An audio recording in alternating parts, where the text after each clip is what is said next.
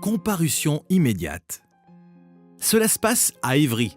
7 jeunes hommes d'Athis-Mons renvoyés en comparution immédiate pour des violences commises dans la commune limitrophe de Juvisy-sur-Orge. Une opération de représailles après une descente en sens inverse d'une bande de Juvisy.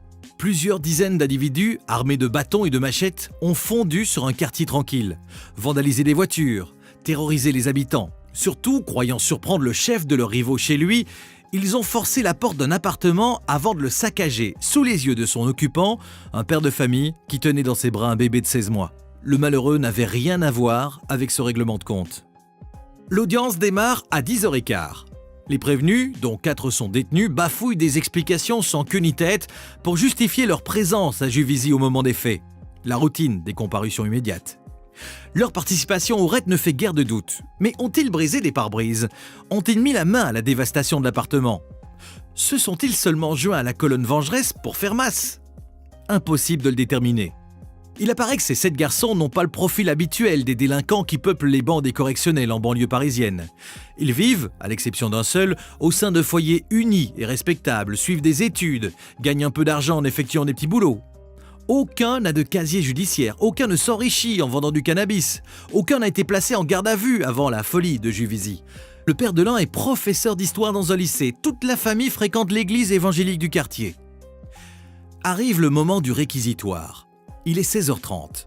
Le procureur, Jean-Michel Bourlès, ressemble à un procureur classique. Il a lors des débats systématiquement démoli les arguments des prévenus, qu'il toise avec ironie, et entame son propos avec une référence à Orange Mécanique. Il rappelle que, bien qu'aucun blessé ne soit déploré, les victimes restent traumatisées, que les analyses d'ADN ont coûté 10 000 € à la justice. Bref, on s'attend à des réquisitions très lourdes. « Alors, messieurs ?» demande le procureur au bout d'une petite heure de matinée. C'est à cet instant qu'il prend son monde à contre-pied. « Vous avez des parcours similaires, vous n'êtes pas défavorablement connus des services de police. Vous suivez tous à quelques bémols près une scolarité. Certains de vous travaillent. Le tribunal va devoir prononcer des sanctions qui aient un sens pour vous, pour les victimes, pour la société. Ce que je vais réclamer va très certainement surprendre et sachez que j'adopterai une toute autre approche si vous aviez un casier judiciaire. Vous allez en avoir un, ce qui aura des incidences. Elle est déjà là, la sanction.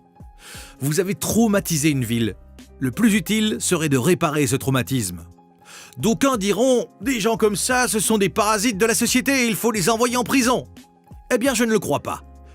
Je vais jouer la carotte et le bâton. Votre vie vous appartient, à vous de faire les bons choix. Il requiert 18 mois de prison avec un sursis assorti de 200 heures de travaux d'intérêt général ainsi que l'indemnisation des victimes et de l'État. Le tribunal part délibérer vers 19h et revient moins d'une heure plus tard. La salle est bondée, pleine d'amis et de proches des prévenus. De nombreux policiers, en tenue ou en civil, ces derniers sont encore plus reconnaissables que leurs collègues en uniforme, ont pris place. La présidente, Catherine Feller-Sappen. « Je souhaite vous expliquer notre décision. Vous avez été déclaré coupable de tous les faits pour lesquels vous êtes poursuivi. » La salle frémit. Elle redoute le cachot pour ceux qu'elle est venue soutenir. La présidente reprend. « Quelle est la juste peine ? Les faits sont extrêmement graves, les dégâts inacceptables.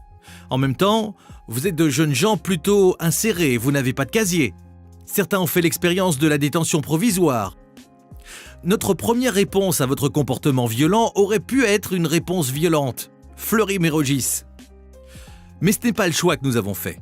Nous avons opté pour les travaux d'intérêt général, afin de vous obliger à réparer. Mais attention, il vous faudra montrer patte blanche, vous rendre prochainement à la convocation du juge d'application des peines, sans quoi ce sera l'incarcération immédiatement.